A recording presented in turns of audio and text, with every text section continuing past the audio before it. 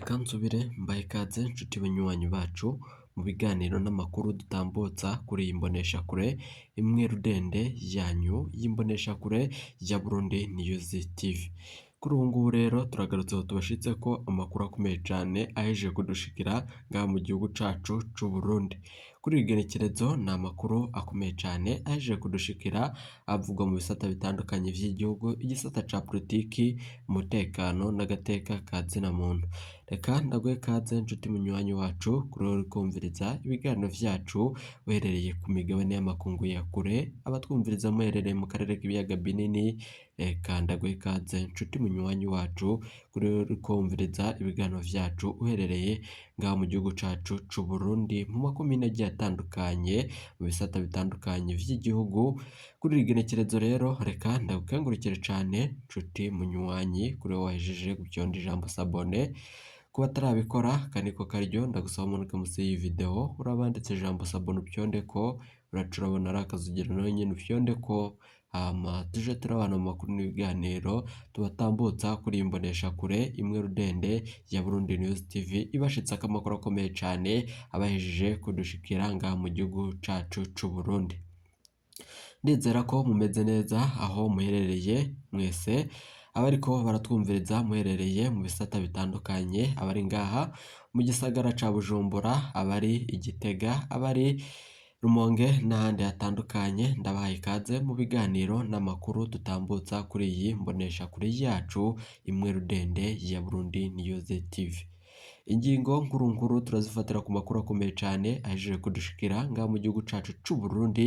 Kuri ubu ngubu ibintu birahejeje gukomera cyane nyuma yuko hibonekeje amakuru mabi cyane ku mutambukanyi wahoze ari umushikiranganje wa mbere ngaha mu gihugu cacu c'u Burundi, Generale Alain Guillaume Bunyoni yoba apfungiwe ku rubibe nyuma yuko yari yagerageje kuba yatoroka igihugu.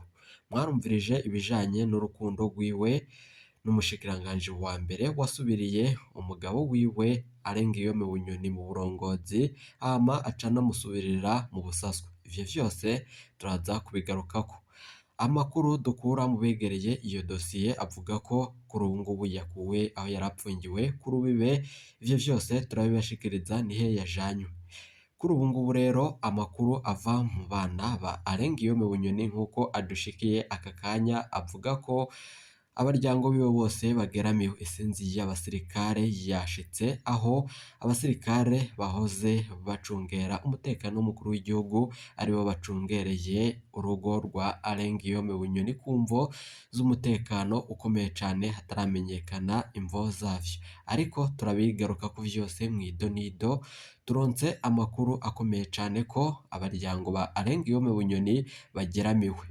Ni nyuma yuko umukuru w'igihugu yaravuye muri Repubulika Iharanira Intwaro Rusangi ya Kongo, aho yari yagiye mu bijanye n'ibihingwa n'uburimyi butandukanye, ibijanye n'ibidukikije mu gihugu ca Repubulika Iharanira Intwaro Rusangi ya Kongo. Kugaruka kw'igenekerezo ry'ejo haheze yasanze hari amakuru akomeye cane ahejeje kudushikira, icuka ca kudeta congeye kwibonekeza mu gihugu c'u Burundi. Generale Guillaume Bunyoni murazi ko n'umwe mu bagirizwa ivyaha vyinshi harimwo kugandagura umukuru w'igihugu nyene icubahiro Majoro Evariste Ndayishimiye nk'uko ico caha yacagirijwe mu misi iheze. Haravuzwe amakuru ko Generale Alain Guillaume Bunyoni ariko arakorana na General Prime Niyongabo yohora yumvikana mu makuru mabi cane ajanye no kuba ategura kudeta. Mwavyumvirije mu mavideo twabashikirije kuri iyi mboneshakure imwe rudende ya Burundi News TV ingene ibintu vyari bihagazemwo. Kuri ubu ngubu Keri Nkurunziza yoba agarutse mu gihugu canke aracari muri Congo Brazzaville. Ivyo vyose turabigarukako mw'idonido ry'amakuru twabateguriye. Mu rugo kwa General Prime Niyongabo navyo hariko haravugwa ko ibintu vyabihejeje gukomera cane, ariko vyo navyo muraza kuvyumviriza. Ariko cane cane mu rugo kwa Generale Alain Guillaume Bunyoni niho abaryango biwe kuri iri gerekerezo baturungikiye amakuru akomeye cane. Aho hose harugaye nyuma yuko hibonekeje ko Alain Guillaume Bunyoni umutambukanyi wiwe yoba yavanywe ku rubibe aho yari apfungiwe nyuma y'uko yagerageje gutoroka igihugu, nyuma y'uko Prime Niyongabo yari yinjiye muri iyo dosiye yibonekejemo amabi akomeye cyane ko buba bariko barabandanya mu gusubirira Arengiyome Bunyoni mu busaswe kandi nanone ari we yanamusubiririye mu burongozi. Ivyo vyose reka tugaruke ayo makuru n'andi twabateguriye tuyabashitsa ko yose ido nido mu gisagara ca Bujumbura aho yajanywe, navyo turavyumviriza nk'uko umumenyesha makuru wacu n'umwe mu basoda bacungera aho yajanywe, vyose twabitohoje. Reka tugaruke tubibashitsa ko vyose ido nido.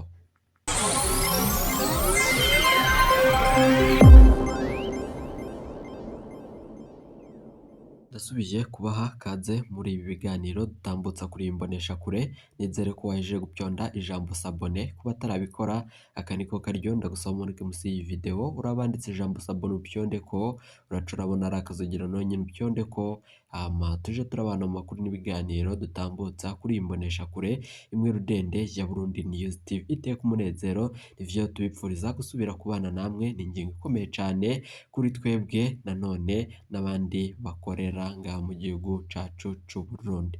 Reka amakuru yacu nk'uko twabibabwiye mu mfunyofunyo tuyatangurire ku makuru akomeye cyane ahejeje kudushikira ngaha mu gihugu cacu c'u Burundi. William Ruto yagize ati ivyo vyose ariko nanone ni ivyaganiriwe ko n'abakuru b'ibihugu batandukanye bari bahuriye mu gisagara ca Brazzaville. Kuri ubu ngubu rero yavuze ko ivyo gusaba viza umunyafurika yinjira muri Kenya biherana n'uyu mwaka w'ibihumbi 2023. Abarundi muri ko murumviriza murumva ko ibintu birabandanya koroha mu kuja mu makungu.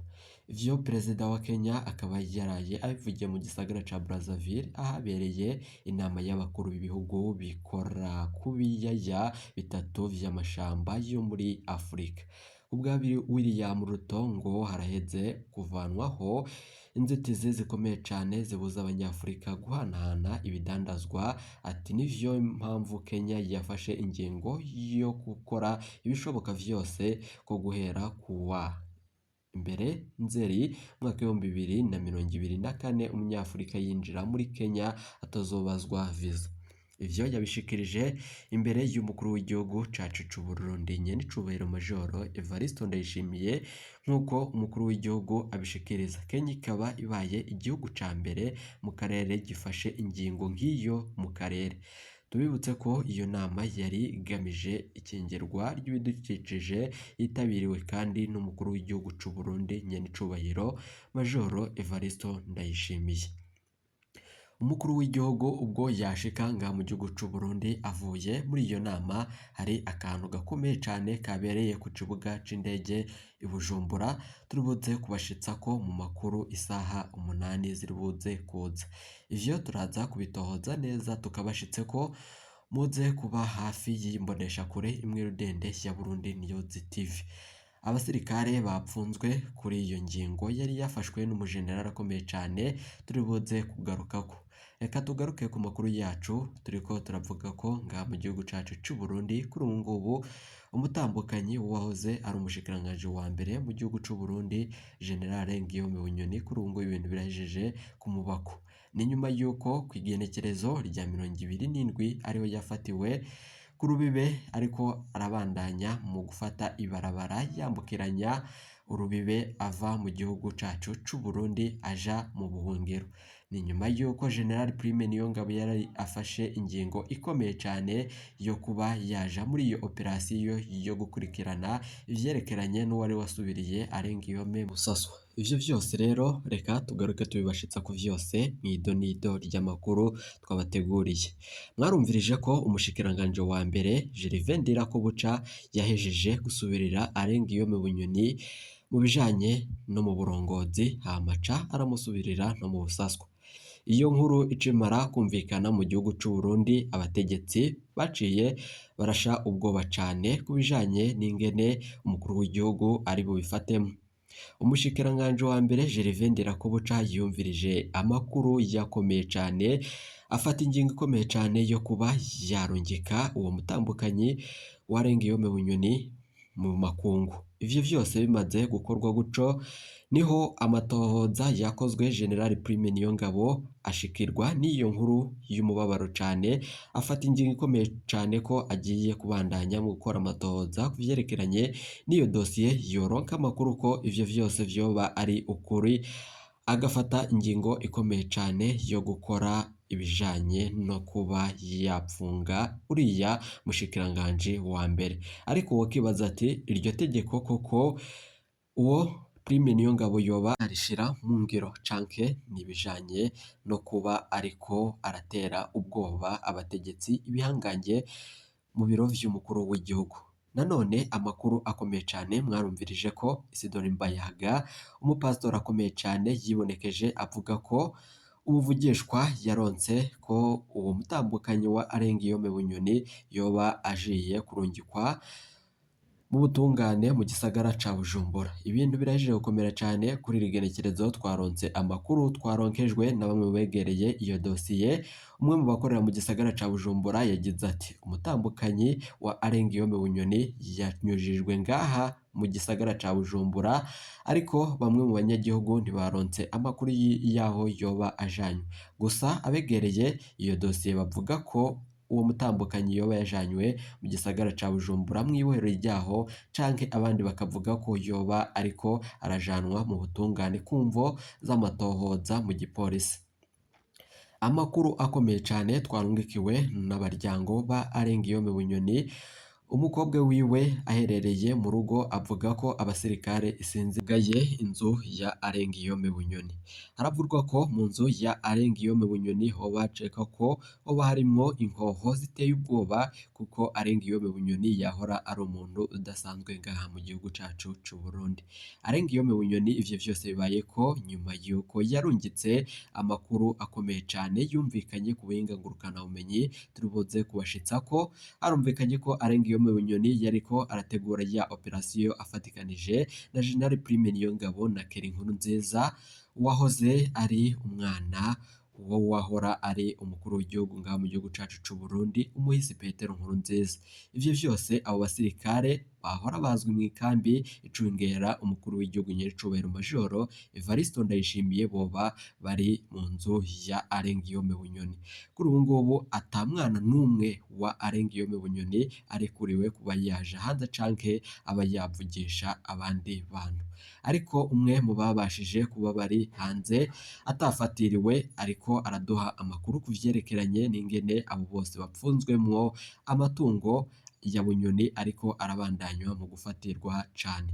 Ariko haravugwa ko hari businywe idokere ikomeye cane bariko barahatirizwa kuyisinya bayishirako umukono ku mvo z'ibijanye n'uko umutegetsi wibonekeje mu mugambi ukomeye cane, ariko uwo mutegetsi nawe bivurwa ko yoba afise abandi mu bihangange biri ku butegetsi bo barungitse abo basoda isinzi yabo basanzwe bacungera umukuru w'igihugu. Ivyo vyose rero bikaba bivugwa ko ibintu bikomeye cane mu rugo kwa General Arengiyome Bunyoni, abo basirikare bafise inkoho ziteye ubwoba cane, aho bategereje uwo yakinjira muri iyo dosiye yose akaba yagirwa nabi. Turiko turabandanya mu gukora amatohoza, vyumvikanye ko abo bana ba Arengiyome Bunyoni hawe itegeko rikomeye cane ryo gushira umukono ko amatungo y'uwahora ari umushikiranganje wa mbere ngaha mu gihugu cacu c'u Burundi arekuriwe kandi mu buryo bunyuze mu mategeko. Ivyo vyose bikaba vyashikirijwe n'umwe mu begereye iyo dosiye, umwe mu baryango ba Arengiyome Bunyoni atashimye ko tumuvuga amazina yiwe ku mvo z'umutekano wiwe. Turaza kugaruka ku makuru akomeye cane ku bijanye n'icabereye ku kibuga c'indege umukuru w'igihugu nyiricubahiro Majoro Evaristo Ndayishimiye ashika mu gihugu. Turaza no kugaruka mu gisagara ca Bujumbura aho umutambukanyi wa General Arengiyome Bunyoni yoba yajanywe. Amatungo yiwe yoba ari bufatirwe canke biragenda bite? Ni mukanya.